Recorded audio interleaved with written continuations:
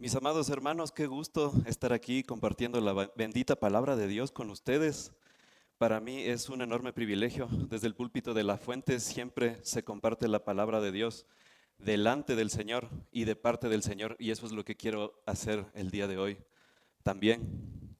Mi nombre es Pietro Andino, como dijo el pastor, soy miembro de la iglesia, también sirvo en el Ministerio de Asimilación y también estoy facilitando en la comunidad occidental. El tema del día de hoy es la dinámica de la palabra de Dios en la vida del cristiano. Y el texto está en el Salmo 119 del versículo 41 al 48. Es la parte, la sección Bab. Y dice la palabra de Dios: venga también a mí tu misericordia, oh Señor, tu salvación conforme a tu palabra. Y tendré respuesta para el que me afrenta, pues confío en tu palabra. No quites jamás de mi boca la palabra de verdad, porque yo espero en tus ordenanzas. Y guardaré continuamente tu ley, para siempre y eternamente. Y andaré en libertad, porque busco tus preceptos. Hablaré también de tus testimonios delante de reyes, y no me avergonzaré. Y me deleitaré en tus mandamientos, los cuales amo. Levantaré mis manos a tus mandamientos, los cuales amo, y meditaré en tus estatutos. Oremos. Amado Señor, gracias por tu bendita palabra. Gracias por la obra que ya has hecho con tu palabra en nuestras vidas y por la obra que harás, Señor. Danos corazones humildes, Padre, para recibir tu palabra, para que ponerla por obra y para que tu palabra nos transforme, Señor. Para que seamos como Cristo, Padre. Que nosotros veamos esa obra tuya en nosotros y nos regocijemos contigo, Señor. Que tu palabra haga su obra perfecta en nosotros, Señor. En el nombre de Jesús. Amén. El Salmo 119, mis hermanos, es un tesoro de meditación sobre la palabra de Dios. Es una colección de varios acrósticos según el alfabeto hebreo. Y en este día estaremos en el acróstico que corresponde a la letra Bab. Es la sexta letra del alfabeto hebreo. El alfabeto hebreo tiene 22 letras. Y en nuestro idioma, esta letra Bab sería la conjunción I. Entonces, cada versículo, recuerden, es un acróstico. Cada versículo comienza con la letra I. La dinámica es una parte de la física que estudia cómo las fuerzas afectan el movimiento y la transformación de los objetos, donde a cada acción, como dice una ley física conocida como la ley de Newton, le corresponde una reacción. Nuestro texto muestra cómo la dinámica de la palabra de Dios en la vida del salmista opera, es decir, cómo obra la palabra de Dios en su vida y los efectos que causa en él, a medida que responde en fe a la palabra. Entonces esto, hermanos, se constituye en un modelo para nosotros, en un modelo para nuestra vida. El hecho de que el acróstico comience con la conjunción y es muy importante, porque como vamos a comprobar, las declaraciones del salmista están interconectadas entre sí, como las fuerzas están interconectadas en la ciencia de la dinámica. A veces los cristianos queremos una receta, un método, una fórmula, una estrategia, un procedimiento para tener una vida consistente con el Evangelio. Pero la vida cristiana no funciona así, mis hermanos. La palabra es el medio que Dios ha escogido para hacer su obra en los hombres. La palabra de Dios es perfecta, suficiente, inerrante, autoritativa, básica, fundamental, trascendental. Dios opera en el hombre mediante su palabra y el hombre reacciona a esa acción de Dios. En nuestro texto, la acción de Dios a través de su palabra provoca en el salmista 2 clamores y 4 resoluciones o promesas a Dios. He englobado todo esto en 6 experiencias del salmista. El salmista recibe la palabra, es la primera experiencia. El salmista confía en la palabra, es la segunda. La tercera, el salmista resuelve obedecer la palabra. La cuarta, el salmista resuelve buscar la palabra. La quinta, el salmista resuelve predicar la palabra. Y la sexta, el salmista resuelve amar la palabra. Entonces, vamos al mensaje. La primera experiencia del salmista, el salmista recibe la palabra.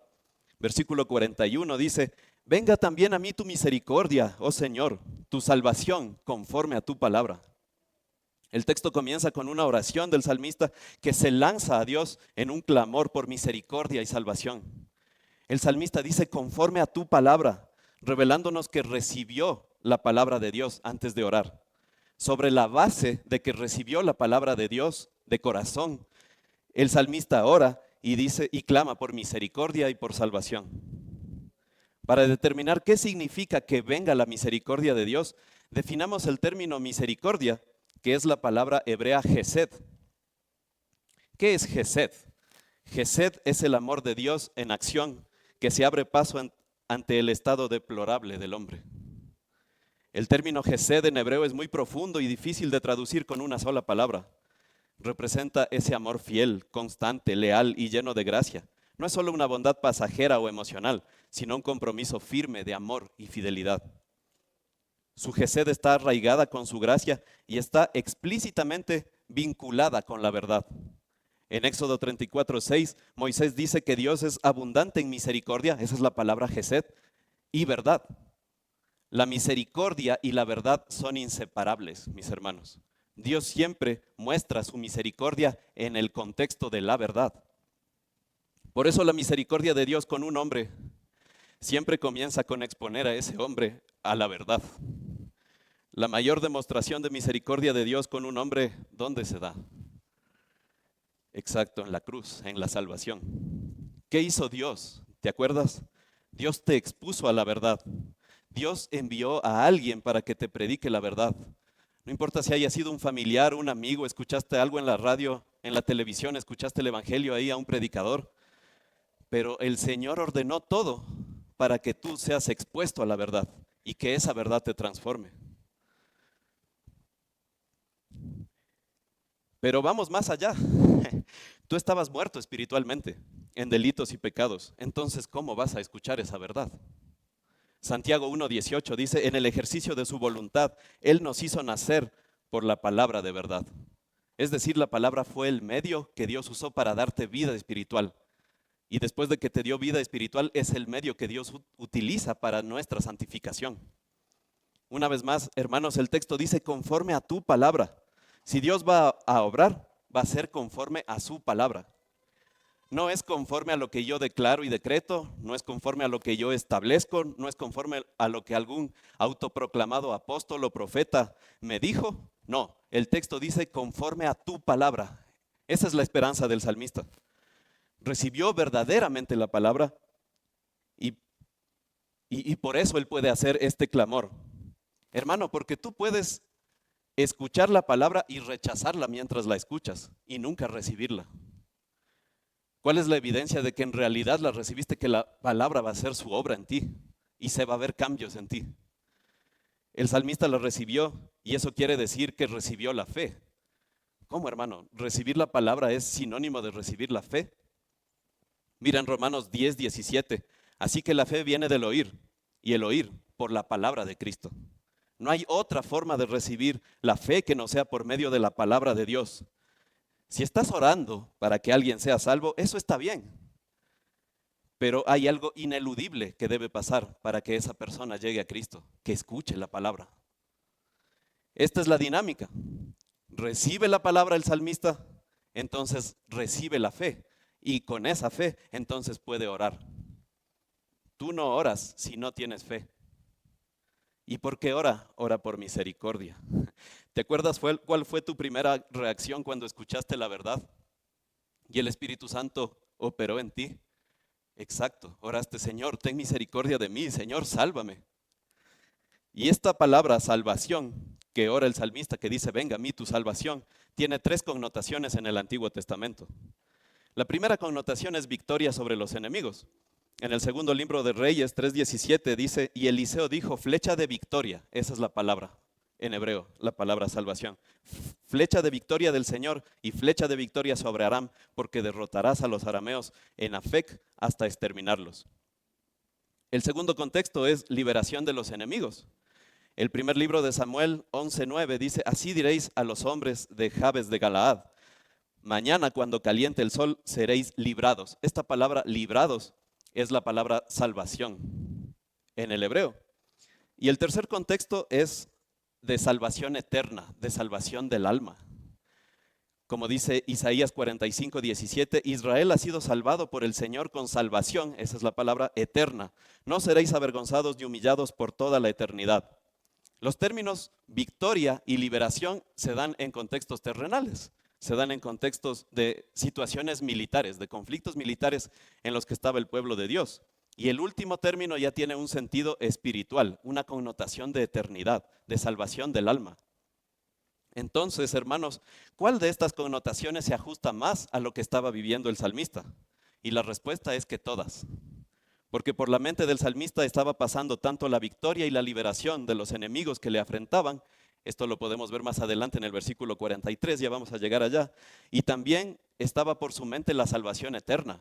Y eso está en el versículo 44 y también vamos a llegar allá. La pregunta es, ¿acaso no era salvo el salmista? Tú te preguntarás eso. Y sí, en el primer punto vimos que él ya recibió la palabra. Entonces ya era salvo. Pero ¿por qué hace esta oración? Él tenía un concepto de la salvación conforme a la palabra. Y por eso ahora sí, la salvación, como nos enseñó el hermano Scott Christmas, está en un tiempo pasado, en un contexto pasado, en la conversión. Y tú recuerdas eso y dices, sí, yo me acuerdo cuando el Señor me salvó. Y está en el presente, en la santificación, porque tú dices, yo soy salvo, yo estoy caminando en la salvación. Y también tiene un contexto futuro donde dices, estaré salvo por siempre con mi Señor, con Él estaré por la eternidad. Entonces el salmista, hermanos, no veía la salvación como un evento aislado, sino como un camino seguro hacia la eternidad. La doctrina de la salvación incluye la seguridad de la salvación y no es la seguridad basada en lo que tú has hecho, como un checklist, ya hice, ya hice, ya hice, sino en lo que Dios ha hecho, en la dinámica de la palabra de Dios que está operando en tu vida y la puedes ver. Dice, venga a mí tu misericordia, oh Señor, tu salvación conforme a tu palabra. Y una traducción más literal de este término, tu palabra, es lo que has dicho. Estamos tan acostumbrados, hermanos, al término palabra de Dios, que podemos perdernos el hecho más importante, que Dios habló. Tomamos a la Biblia como un mero libro sagrado, como un mero manual de vida, y eso no es todo lo que es la palabra de Dios. Estos conceptos no alcanzan a definir lo que es la palabra de Dios. Hermanos, este libro, ese libro que tú tienes en tus manos, es Dios hablando. Y el salmista hace bien en decirle conforme a tu palabra, conforme a lo que tú has dicho, porque esa relación que tenemos con nuestro papá, con nuestro Dios, es que el niño le dice, es como el niño que le dice a su padre, tú me dijiste, papá, tú me dijiste que iba a ser así, yo estoy esperando en lo que tú me dijiste. Y el cristiano le dice lo mismo a su Padre del cielo, tú me dijiste, papá, tú me dijiste, yo sé que tú obrarás conforme a lo que tú dijiste, conforme a tu palabra. Spurgeon, hablando de la Biblia, dijo, este libro ha luchado conmigo, este libro me ha golpeado, este libro me ha confrontado, este libro me ha sonreído, me ha sostenido, me ha llevado de la mano, ha calentado mi corazón, canta conmigo, ha llorado conmigo, me habla, este libro está vivo. Y como les dije, este libro es Dios hablando. Puedes orar así, hermano. Puedes, como el salmista, decir sobre la base firme de la palabra, Padre, yo he recibido tu palabra. Y como he recibido y la creo, ahora yo oro a ti, Señor, para que venga esa misericordia, esa salvación, conforme a lo que tú has dicho. ¿Reconoces, hermano, que tienes vida espiritual? Si no, esta es mi oportunidad para exponerte al glorioso evangelio. Y esta es tu oportunidad para recibir la palabra y ser salvo. Si no eres salvo, este es el evangelio en un minuto, hermano. El glorioso evangelio es que Dios es santo, santo, santo, justo, bueno, todopoderoso. Y Él creó un paraíso para el hombre porque Él es bueno. Pero el hombre se rebeló contra Él y le desobedeció en el Edén. Entonces heredamos esa naturaleza pecaminosa y hasta ahí es un contexto desesperanzador, desolador, totalmente, no hay esperanza. Pero Dios envió a Cristo a morir en una cruz, cargando por los pecados de los pecadores, por los pecados de su pueblo. Entonces eso demanda una respuesta en ti, arrepentimiento y fe en Cristo. Ese es el evangelio y esta es tu oportunidad de arrepentirte y venir a Cristo. Porque Él dijo en esa cruz, dijo, consumado es, la deuda ya está pagada, tú no tienes que hacer nada más que arrepentirte y creer. Las obras solo son una evidencia de que tú has recibido a Cristo, no son la causa, son la evidencia de que Cristo está transformándote. Y así llegamos a la experiencia número 2 del salmista, y es que el salmista confía en la palabra. Versículo 42 dice, y tendré respuesta para el que me afrenta, pues confío en tu palabra. Versículo 43, no quites jamás de mi boca la palabra de verdad, porque yo espero en tus ordenanzas. El salmista recibe la palabra, clama por misericordia y liberación de los enemigos que le afrentan, clama también por salvación eterna de su alma.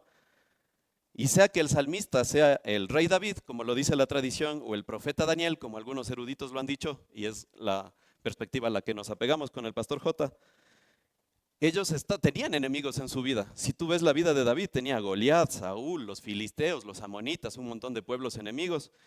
Y si se tratara de Daniel, están los funcionarios de Babilonia, los reyes paganos como Nabucodonosor y Belsasar, los acusadores en el foso de los leones. Entonces, estos hombres tenían enemigos. La Nueva Biblia de las Américas lo traduce así: tendré respuesta al que me afrenta. Y esto nos ayuda porque es una consecuencia de las oraciones que hizo el salmista antes y hace que la conexión con lo anterior sea evidente. El salmista sabe que si Dios le responde con misericordia, liberación y salvación, esa será su respuesta para los enemigos que le afrentan. ¿Ves la humildad del salmista? Él no buscaba la respuesta dentro de sí mismo, sino que le decía a Dios, si tú me tratas con misericordia, Señor, y me libras de estos enemigos y salvas mi alma, yo tendré respuesta. Esa será mi respuesta. El testimonio que tú me vas a dar. Dame un testimonio, Señor. Dame un testimonio conforme a tu palabra.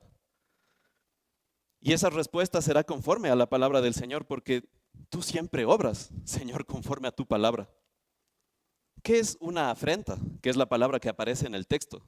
Una afrenta es una injuria, un agravio, un ultraje, una burla que tiene el objetivo de avergonzarnos y doblegarnos. Las afrentas siempre causan tensión. Las afrentas pueden llegar a agobiarnos. El salmista corre a Dios y le dice, Señor, me están afrentando. Que venga tu misericordia, que venga tu salvación conforme a tu palabra. Así tendré respuesta al que me afrenta. ¿Cuál es el origen de las afrentas? La afrenta puede venir de Satanás directamente, como en el caso de Job, o de pensamientos que vienen como dardos a tu mente. O puede venir de personas que no conocen a Dios, es decir, del mundo. Tu propia conciencia también te puede afrentar porque está afectada por la caída y no discierne completamente bien. Pero hermano, lo importante es qué vas a responder. ¿Qué vas a responder? Vas a responder la palabra. ¿Cómo respondió Cristo a la tentación de Satanás? Con la palabra. ¿Cómo respondió a los fariseos? Con la palabra. Debes informar a tu conciencia con la palabra para que también puedas responderle a tu conciencia y decirle, alma mía, espera en el Señor. Mientras más conoces la palabra, tu conciencia te será más útil para una vida genuinamente piadosa delante del Señor. Las afrentas siempre son una prueba para nuestra confianza en la palabra. ¿Cuál es tu afrenta? Reconócela y enfréntala con la palabra. Porque detrás de una afrenta siempre hay una mentira. Reconócela y enfréntala con la verdad de la palabra. Detrás de cada afrenta hay un mensaje que te quiere destruir. Mensajes como, no eres un escogido de Dios. No puedes estar seguro de que eres salvo. Nunca vas a poder cambiar. A Dios no le importas. Los propósitos de Dios se verán truncados en tu vida. Tendrás respuestas a estas y todas las afrentas de la vida si vas a la palabra. La palabra es tu respuesta. No está dentro de ti mismo, no necesitas frases motivacionales, no necesitas un coaching humanista. La palabra es tu respuesta. Amén. Versículo 43 dice, no quites jamás de mi boca la palabra de verdad, porque yo espero en tus ordenanzas. Esta es la segunda y última oración de petición que hace el salmista en esta porción. La primera fue que venga su misericordia, que venga su salvación. Y acá dice, yo espero en tus ordenanzas. Eso es confianza. Por eso este versículo también está dentro de la experiencia de confianza del salmista en la palabra. Y dice, no quites jamás de mi boca la palabra de verdad. ¿A qué se refiere con esto? Lo que está diciendo el salmista es, Señor, no permitas que yo caiga en circunstancias que no me permitan adorarte con tu palabra, ni predicar tu palabra. Le está diciendo, Señor, que no se acabe jamás mi predicar de ti. Si yo caigo en pecado, voy a quedar descalificado y ya no voy a poder predicar tu palabra, Señor. No lo permitas, no me dejes caer. Señor, si yo caigo en una depresión tan grande, no voy a tener fuerzas para predicar tu palabra. Señor, no permitas, Señor, de tu mano yo no resbalaré mucho. No me dejes caer, Señor. Y dice, no quites jamás de mi boca la palabra de verdad, porque yo espero en tus ordenanzas. La Biblia de las Américas traduce ordenanzas, pero la Reina Valera lo traduce juicios. Yo espero en tus juicios. Y me parece que la traducción más precisa es la de la Reina Valera, porque los juicios son esos pensamientos de Dios que nunca se equivoca. Los juicios son los decretos de Dios, sus decisiones legales, sus sentencias. Es la capacidad de Dios para decidir y obrar con justicia. ¿Se han escuchado ese término cuando dicen juicioso? Juicioso, mijo. Es que nos están diciendo que pensemos antes de hacer las cosas. ¿Y qué más grande juicioso que aquel que no se equivoca, que aquel que es nuestro Dios? En Él podemos confiar, sus juicios son perfectos. Por eso dice, espero en tus juicios, el salmista. Lo que tú decretes, Señor, lo que tú decidas, lo que tú sentencias, está bien, Señor. Yo espero en tus juicios. ¿Recuerdan que el salmista estaba orando por respuesta a los que le afrentan? Él también espera la sentencia divina para los que le afrentan, porque espera en los juicios de Dios. Romanos 12:19 dice, no os venguéis vosotros mismos, amados míos, sino dejad lugar a la ira de Dios, porque escrito está, mía es la venganza. Yo pagaré, dice el Señor. Mío es el juicio, dice el Señor. Y la lógica es esta. Si Dios siempre obra con justicia, entonces lo más sabio que puedo hacer, mi hermano, es esperar en sus juicios. Aunque en mi carnalidad, lo que haga Dios eventualmente no me parezca justo. Debo confiar y esperar en sus juicios porque Él es perfecto. La historia que Él está escribiendo aún no ha acabado. Él es perfecto en sus juicios. Y el salmista espera interesadamente. Él dice, yo quiero ver tu palabra en mi vida. Yo quiero ver los frutos de tu palabra en mi vida. Hay un sector del cristianismo que está buscando servir a Dios desinteresadamente. Pero como nos enseña John Piper, esa no es la mejor manera de esperar en el Señor, de vivir el cristianismo. Tú debes estar en el Señor interesadamente. Claro que esos intereses deben estar conforme a la palabra, pero debes tener ese anhelo de que el Señor te bendiga. Y dice que esperemos en Dios y sea cual sea su respuesta, recordemos, hermanos, Romanos 8:28 que dice, y sabemos que para los que aman a Dios, todas las cosas cooperan para bien. Esto es, para los que son llamados conforme a su propósito. Entonces esperamos en los juicios de Dios porque sabemos que Él es perfecto y que todas las cosas nos ayudan a bien para los que le amamos. La experiencia número 3 del salmista es que el salmista se propone cumplir, obedecer la palabra. Hemos visto ya los 2 clamores y vamos a entrar a ver 4 resoluciones que toma el salmista con respecto a la palabra. Y esto es importante, mi hermano, porque esto define si tú eres salvo o no. Alguien que no es salvo solo espera recibir de Dios, pero alguien que es salvo, la palabra opera en su vida y toma resoluciones. Alguien que no es salvo, tú le dices, ¿y cómo estás? Igual que siempre, pero qué chévere la palabra, sí es bonito. Pero ¿y qué resoluciones has tomado? Nada, ninguna. Yo estoy igual. ¿Por qué es eso? Porque la dinámica de la palabra de Dios no está operando en esa vida. Pero aquí el salmista nos muestra un modelo en el que él sí toma resoluciones. Y en el versículo 44 dice, y guardaré continuamente tu ley para siempre y eternamente. La NBLA nos ayuda a entender mejor la estructura porque dice, así que, o sea, ya oré, ya recibí la palabra, ya oré por misericordia, el Señor me respondió. Entonces ahora, así que, ya he degustado que la palabra es verdad, ya he degustado que me salva, que me da misericordia. Entonces yo, en respuesta, guardaré continuamente tu ley para siempre y eternamente, y así toma resoluciones con respecto a la palabra. Y esta palabra guardar significa cuidar. Es metafórico. No significa que tú vas a coger y vas a guardar la Biblia en algún lugar. Significa cuidar, guardar en la mente, tener presente, obedecer, cumplir. Eso es guardar la ley, la palabra. Y refleja este anhelo de que la palabra se cumple en el salmista. Es ese anhelo de obedecer la palabra. Y dice continuamente. Y esta palabra continuamente en el hebreo tiene connotaciones de permanencia, de perseverancia y de constancia. Y esa es la idea de lo que quiere el salmista. Quiere vivir permanentemente, perseverantemente y constantemente en la palabra. Yo no me voy a mover de ahí, dice, Señor, ayúdame. Otra forma de decir el versículo 44 es, y obedeceré permanente, constante y perseverantemente tu ley para siempre y eternamente. Aquí hay una palabra importante en este tema de la obediencia y es la palabra tú. Ya van a ver por qué. A veces pasamos por alto esas palabras chiquitas o palabras de la Biblia, pero esa palabra es importante. Porque dice, guardaré continuamente tu ley. No dice la ley, dice tu ley. Un día, el niño Charles Spurgeon vio a su abuelo James, que era pastor profundamente afligido, debido a la inconsistente vida que llevaba un miembro de la iglesia, conocido como el viejo Rhodes.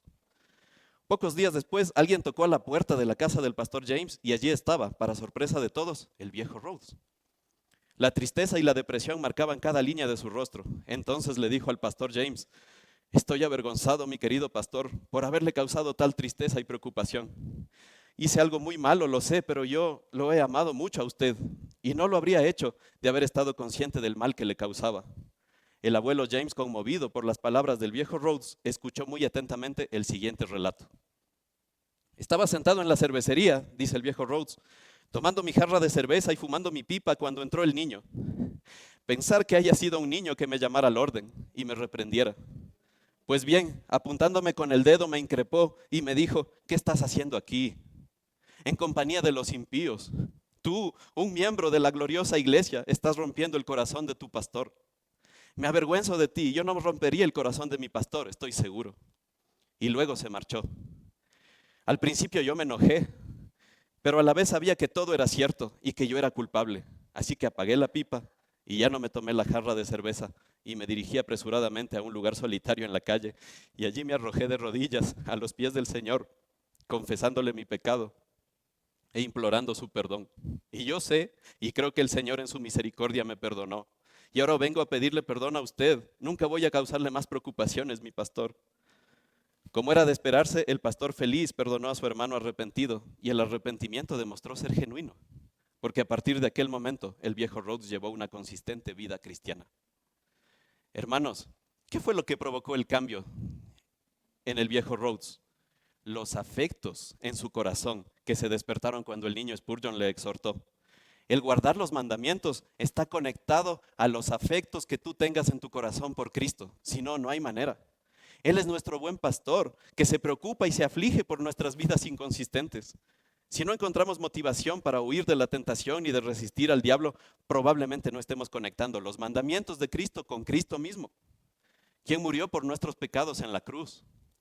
Como dice el pastor Alejandro Pelufo, tú dices que si yo te amo, guarde tus mandamientos. Pero el que tú hayas muerto por mí, Señor, lo cambia todo. Me vuelvo loco por obedecerte. ¿Qué quieres que haga por ti? Lo que quieras, es que tú moriste por mí. Escuchen esta frase que dijo el mismo Spurgeon. Si Cristo murió para salvarme de mis pecados, yo no puedo jugar con el pecado que mató a mi mejor amigo. Esa es la única forma de cumplir con los mandamientos, mis hermanos, conectando los mandamientos con Cristo.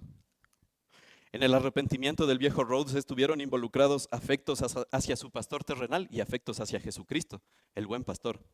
Nuestros pastores y hermanos nos animan. Es normal y saludable que nuestros afectos se inclinen hacia ellos, porque ellos han estado con nosotros.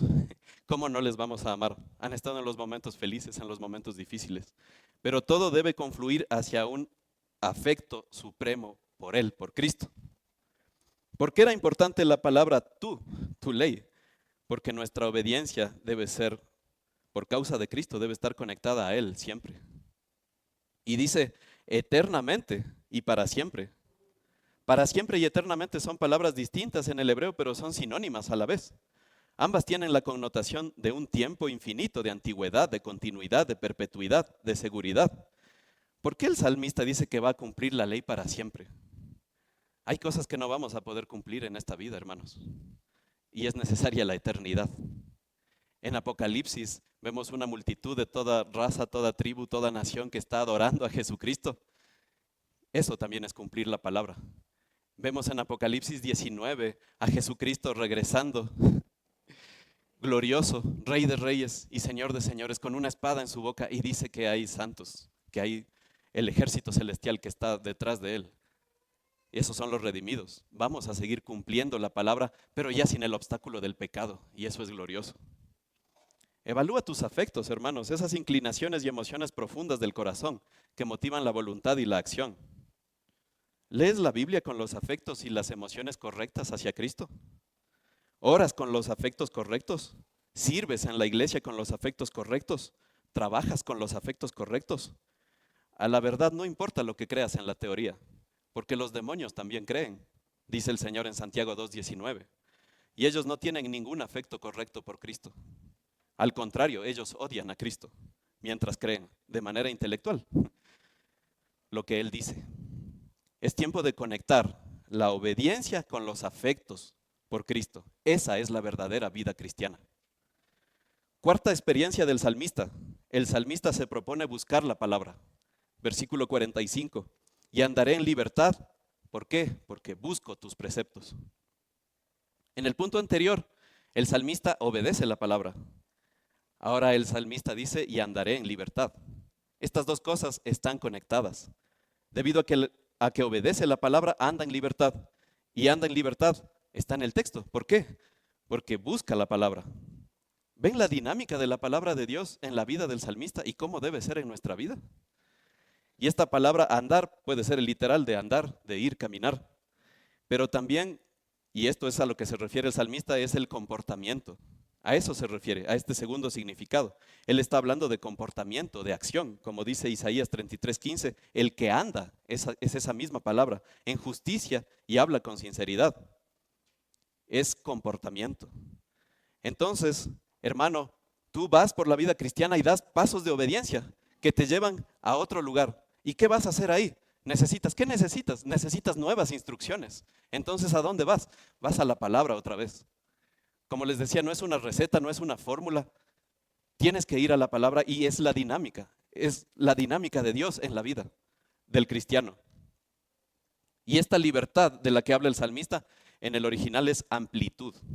Está asociado a lo agradable y placentero de caminar en un lugar amplio. El obedecer la palabra de Dios te da placer verdadero. Escucha esta frase de John Piper. La vida cristiana no consiste en conocer nuevas obligaciones, sino en conocer nuevos deleites. ¿Qué nos está diciendo el salmista? Que el estudio de la palabra y la obediencia a ella te dan libertad, amplitud para caminar. Al contrario, ¿qué es lo que hace el pecado, hermano? El pecado te pone en angustia. Si ves la diferencia de la palabra angosto, viene la palabra angustia. Mientras la palabra te da libertad, te da amplitud, el pecado te pone en angustia. El salmista se propone buscar la palabra de Dios para vivir en libertad. Él dice, porque busco tus preceptos. Esta palabra buscar aparece con varias connotaciones en un montón de partes de las Escrituras y significa indagar, averiguar, inquirir, preguntar con interés acerca de algo, acudir a alguien, escudriñar, investigar, estudiar, procurar algo, consultar a. Entonces todas las palabras para buscar reflejan una pasión implícita, conocer a Dios. No es simplemente conocer. En el mero conocimiento solo hay vanidad, pero conocer a Cristo, eso es sabio, eso vale la pena, eso es glorioso.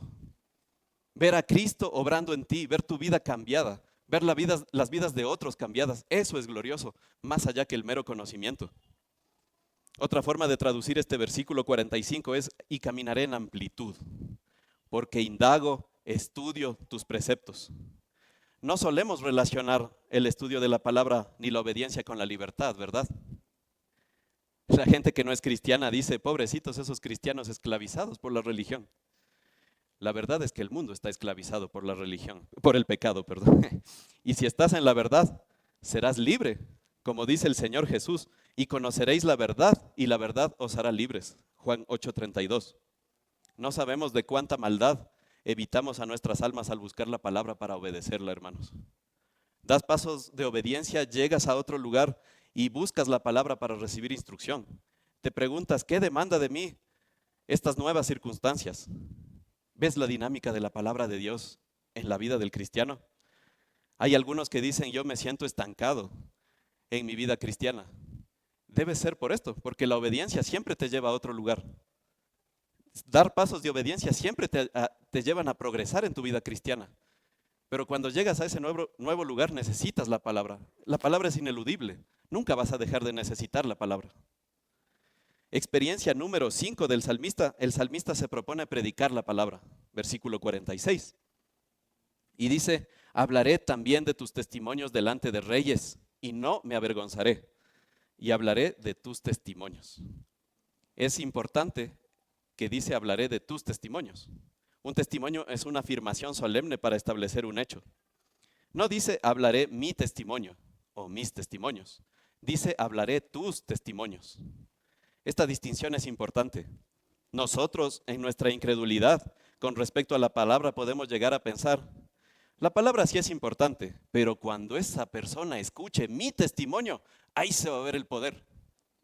Pero no es así, hermano. El poder de Dios es el Evangelio. Romanos 1:16. Y tu testimonio no es el Evangelio, como dice R.C. Sproul. Tú puedes relatar tu experiencia con Cristo y está bien que relates tu experiencia con Cristo. Pero si no haces referencia explícita al Evangelio, la gente no va a saber qué hacer, no va a saber que debe arrepentirse, que debe creer, no va a saber por qué debe hacerlo. Debes predicar explícitamente la palabra de Dios. Hay una frase que teológicamente es totalmente incorrecta, que dice, predica la palabra y si es necesario, habla. Eso es como decirle a alguien, lávate las manos y si es necesario, usa agua. Necesitas de ley usar agua, necesitas hablar la palabra de Dios, necesitas decirla explícitamente. Apunte de abrazos o detalles o cualquier otra cosa, la gente no va a llegar a Cristo. La gente no va a saber por qué haces eso. La gente hasta te puede endiosar a ti, qué chévere que es el hermano, qué bestia. Cómo hace cosas tan lindas. Pero no saben que tú los haces por Cristo. Luego el salmista dice que predicará delante de reyes. El temor a los personajes poderosos, eso simbolizan los reyes en el texto, es un obstáculo para predicar la palabra. El temor al hombre es un gran obstáculo para el evangelismo. A veces escuchamos pensamientos del tipo, ¿cómo le voy a predicar a esa persona tan poderosa, tan exitosa, que tiene la vida perfecta, que todo el mundo le ama, que pasa viajando? Amigo, ¿de qué le sirve al hombre ganar el mundo si pierde su alma? Mateo 16:26. En esa situación causa más preocupación tu situación. Porque tú que has estado expuesto al Evangelio piensas eso. O sea, esa persona tal vez ni siquiera ha estado expuesta al Evangelio, pero tú que has estado expuesto al Evangelio piensas que la vida de un incrédulo que está yéndose al infierno es la vida perfecta. ¿Cómo puede ser eso? Y el salmista dice, predicaré y no me avergonzaré. ¿Qué es la vergüenza? Es un producto directo de la caída en el Edén. Antes de la caída en el pecado, el ser humano no tenía vergüenza. La vergüenza es este sentimiento de miseria, de reproche, de culpa, que no te deja en paz. Un joven recién convertido estaba tratando de predicar en una reunión al aire libre. No lo hacía muy bien. Y uno de los oyentes le interrumpió diciéndole, vea joven, usted no sabe predicar. Usted debería tener vergüenza de estar aquí. Efectivamente, señor, tengo vergüenza de mí mismo, dijo el muchacho, pero no tengo vergüenza de mi Señor. Y eso es más fuerte. Y así debe ser. No tengas vergüenza de Cristo, el hombre que te compró con su sangre y te amó hasta la muerte en la cruz. Pablo en Romanos 1:16, reconociendo esto, dice, porque no me avergüenzo del Evangelio, pues es el poder de Dios para la salvación de todo el que cree. Predica la palabra con una vida congruente con lo que predicas. Porque si tu vida contradice lo que predicas, ¿sabes cómo se llama eso? Hipocresía. Sé un predicador aprobado por Dios. No te conviertas en un charlatán. Todos debemos predicar. Todos tenemos la gran comisión. Cuando a causa del pecado que mora en nosotros nos invada un sentimiento de vergüenza cuando deberíamos predicar la palabra, piensen que Cristo no tuvo vergüenza de ir a morir por ti en la cruz. Entonces sé valiente y predica. Pase lo que pase, y si se burlan de ti, gloria a Dios. Así hacían con los profetas, que eran de Dios. Último punto, última experiencia del salmista. Punto 6. El salmista se propone amar la palabra. versículo 47 y 48 dice, y me deleitaré en tus mandamientos, los cuales amo. Levantaré mis manos a tus mandamientos, los cuales amo, y meditaré en tus estatutos. ¿Qué es deleitarse? ¿Te has preguntado eso? ¿Qué es deleitarse? Deleitarse es mirar con complacencia a, estar cautivado por. Deleitarse es alegrarse, regocijarse, como dice el Salmo 94, 19. En la multitud de mis pensamientos dentro de mí, tus consolaciones alegraban mi alma. Y esa es la palabra de deleite en el hebreo. Entonces, implica también esta alegría. Estábamos de vacaciones con mi familia en la playa y faltaba una media hora para el ocaso. Así que decidimos esperar esa media hora para verlo. Y si tú nos hubieras visto ahí a un montón de personas cautivados, viendo el cielo, viendo esa puesta de sol, alegres, tomando fotos, alegres de poder tener ese privilegio. Eso es deleitarse. Y el salmista dice que se deleita en sus mandamientos. Nuestra carne se niega a deleitarse en los mandamientos de Dios, pero la dinámica de la palabra incluye el infundirnos este amor por lo que Dios ha ordenado. Y así como con mi familia nos expusimos a esa puesta de sol, tú debes exponerte a la palabra para que esa dinámica opere en ti y tú ames los mandamientos, te deleites en ellos. Filipenses 2:13 dice, porque Dios es el que actúa en vosotros, así el querer como el hacer por su buena voluntad. Dios es el que produce en nosotros el querer como el hacer. ¿Y cómo es este amor por los mandamientos? Es un amor con afecto. Es muy curioso que esta palabra aparece en el segundo libro de Samuel 1:23, cuando habla de la relación de Saúl y Jonatán. Y dice Saúl y Jonatán, amados y queridos. Esa palabra amados es esta palabra de amar los mandamientos. Dice, inseparables en su vida, tampoco en su muerte fueron separados. ¿Ves el afecto entre ellos? ¿De dónde sale el afecto? ¿Era un afecto entre dos desconocidos? No, era un afecto entre dos amigos que tenían experiencias juntos, que compartían juntos sus cargas, que oraban el uno por el otro. ¿Tienes experiencia con los mandamientos de Dios? ¿Tienes vivencias obedeciendo los mandamientos de Dios? ¿Puedes decir que los mandamientos son tus amigos? ¿O más bien los estás percibiendo como tus enemigos? Mira que no dice los mandamientos, una vez más dice tus mandamientos, porque todo debe confluir hacia Cristo. El versículo 47 entonces se puede traducir como, estaré cautivado, alegre y gozoso en tus mandamientos, los cuales amo con afecto íntimo y profundo. Último versículo, versículo 48, dice, levantaré mis manos a tus mandamientos, los cuales amo, y meditaré en tus estatutos. Esto también está dentro de la experiencia de amar la palabra. Levantaré mis manos a tus mandamientos, los cuales amo. Dice el salmista, pero ya no había dicho antes que los amaba. Exacto, los ama tanto que hace énfasis en este amor que él tiene por la palabra. Es una imagen muy gráfica de adoración, porque nosotros levantamos las manos en adoración, ¿verdad? Pero también es una imagen muy gráfica de decir, Señor, yo sé que estoy cumpliendo tus mandamientos, yo sé que tú me estás ayudando, pero yo quiero ser más santo, Señor. Yo quiero alcanzar más allá de tus mandamientos, cumplirlos más profundamente, Señor. Yo quiero ser más como tú. Eso es lo que está diciendo el salmista. Él se está desbordando de anhelo por ser cada vez más santo. Y dice, meditaré en tus estatutos. Está conectado. Porque si tú no amas la palabra, ¿cómo vas a meditar en algo que no amas? Y meditar es reflexionar. Como dice el Salmo 77:12, meditaré en toda tu obra y reflexionaré en tus hechos. Meditar también es orar. Meditar también es conversar acerca de alguien. La meditación es una disciplina espiritual olvidada y bastante mal entendida. Con estos enfoques de la nueva era, la meditación trascendental y esas cosas tienen un enfoque de que no como que te llenas de la palabra, sino como que te quedas vacío, como que sacas todo. Pero la meditación cristiana en realidad es llenarte de la palabra. Algunos teólogos han ocupado el término rumiar, que es esta idea de los animales que mastican y mastican el alimento hasta exprimir todos los nutrientes. Y eso es lo que debemos hacer con la palabra. Debemos considerar despacio y con madurez la palabra. No es solo pensar. El final de la meditación involucra una acción. En la meditación mundana el parámetro es cuánto te relajaste. Qué lindo, meditaste, ¿te relajaste? Sí. Luego me quedé dormido. Pero la meditación cristiana demanda esfuerzo y demanda aplicación de lo que aprendiste. Lo que aprendiste meditando, debes aplicarlo. Whitney dice acerca de esto, debe darse cuenta de que sin la meditación podría cerrar su Biblia y no ser capaz de recordar una sola cosa de lo que leyó. El pastor puritano Thomas Watson dice, el motivo por el que salimos tan fríos después de leer la palabra es porque no nos calentamos en el fuego de la meditación. Y meditas en lo que te deleitas, hermano. Eso ocurre naturalmente. Si te deleitas en algo, vas a sorprenderte meditando en eso. Qué lindo que te sorprendas meditando en Jesús. Eso significa que Dios está obrando en ti, la dinámica de su palabra. Amemos la bendita palabra de Dios.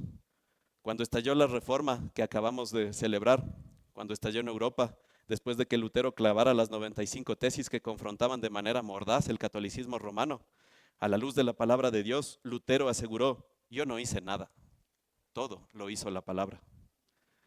Spurgeon, al ver la dinámica de la palabra de Dios operando en su vida, dijo, todo mi cambio se le atribuye al Señor.